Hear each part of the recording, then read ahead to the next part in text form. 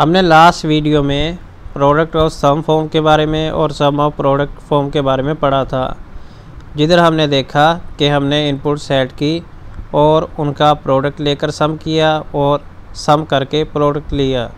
आज की वीडियो में हम सिंप्लीफाई करेंगे लॉजिकल एक्सप्रेशन को। लॉजिकल एक्सप्रेशन को सिंप्लीफाई करने के लिए सिर्फ एक रूल यहाँ पे इस्तेमाल होगा, तो इस सारे मेथड को अलजेब्रिक मैनिपुलेशन कहते हैं।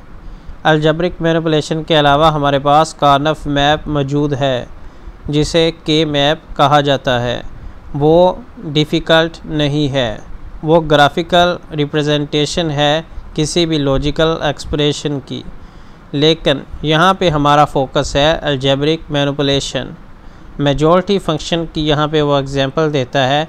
फॉर एग्ज़ाम्पल हमारे पास ए बी सी है, हमारे पास ए के ऊपर कम्प्लीमेंट है, हमारे पास नेक्स्ट ए बी सी है, लेकिन हमारे पास बी पर कम्प्लीमेंट है, नेक्स्ट हमारे पास सी पर कम्प्लीमेंट है, नेक्स्ट हमारे पास किसी पर कम्प्लीमेंट नहीं है। अगर आसान लफ्ज़ों में बात की जाए, नेक्स्ट हमारे पास पहले तो हमारे पास ए पर था, फिर बी पर था, फिर सी पर था, फिर किसी पर भी नहीं था।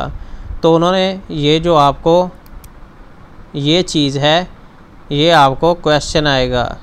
जब क्वेश्चन आ जाएगा तो आपने अब इनको सिंप्लीफाई करना है, इनका रिज़ल्ट देना है।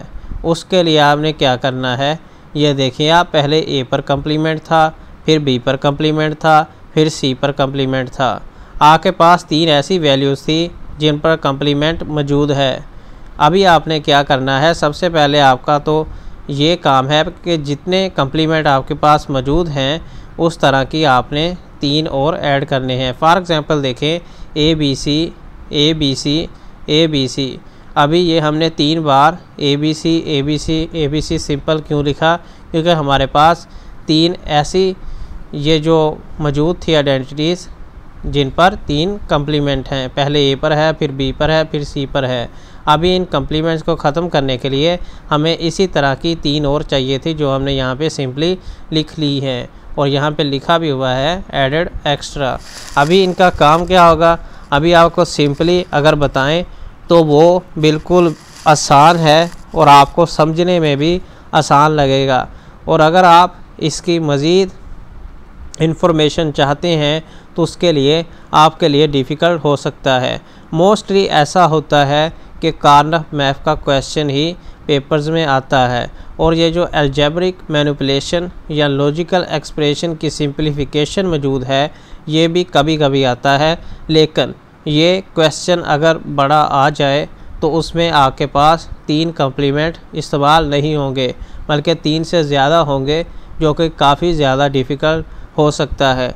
लेकिन ये जो सिंपल एग्जांपल है, इसको हम बहुत सिंपल तरीके से हल करेंगे। फॉर एग्ज़ाम्पल हमारे पास ए पर कम्प्लीमेंट है, बी पर कम्प्लीमेंट है, सी पर कम्प्लीमेंट है।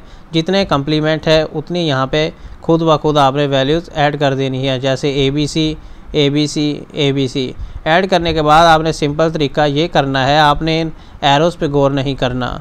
आपका सिंपल तरीका ये है, आपने कम्प्लीमेंट को छोड़ के बाकी 2 लिख लेने हैं, जिस तरह बी सी, और यहाँ पे बी सी आ चुका है। फिर आपने कम्प्लीमेंट को छोड़कर लिख लेना है, फॉर एग्ज़ाम्पल ए सी यहाँ आ चुका है। फिर आपने कम्प्लीमेंट को छोड़कर बाकी लिख लेने हैं, ए बी यहाँ आ चुका है। तो ये हमारा रिज़ल्ट आ चुका है। तो ये बहुत ही सिंपल आपको मेथड बताया है, लेकिन आपने बड़े क्वेश्चंस के लिए ये मेथड बिल्कुल इस्तेमाल नहीं करना, क्योंकि उसमें एरर्स आ सकते हैं। उसके लिए आपने अच्छे तरीके से समझना है कि किस तरह जो एक्स्ट्रा वैल्यूज़ है वो कम्प्लीमेंट्स को ख़त्म कर सकती हैं। लेकिन हमने यहाँ लंबा चौड़ा काम नहीं किया, हमने कम्प्लीमेंट को छोड़ के बाकी 2 लिख लिए हैं। हमने कम्प्लीमेंट को छोड़कर बाकी 2 लिख लिए हैं। यहाँ भी हमने ऐसा ही किया। A difficult method to use for complex expressions. उसने बताया है कि ये डिफ़िकल्ट हो सकता है कॉम्प्लेक्स एक्सप्रेशंस के लिए, तो इसके लिए हम कार्नफ मैप का यूज़ करेंगे।